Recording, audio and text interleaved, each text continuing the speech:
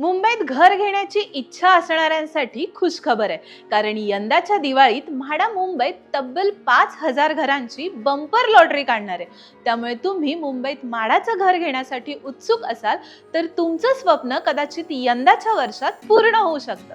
म्हाडाचे उपाध्यक्ष संजीव जयस्वाल यांनी नुकतीच लॉटरीबाबत माहिती दिली.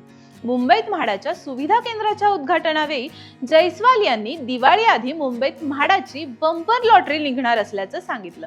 मुंबईकरांसाठी ही यंदाच्या वर्षातली पहिली लॉटरी असणार आहे, ज्यात 5,000 घरांचा समावेश असेल.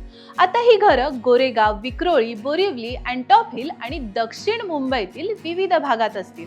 यामध्ये घरांच्या किमती किती असतील, कुठे आणि कशा प्रकारची घरं उपलब्ध करून दिली जातील याची माहिती अद्याप देण्यात आलेली नाही.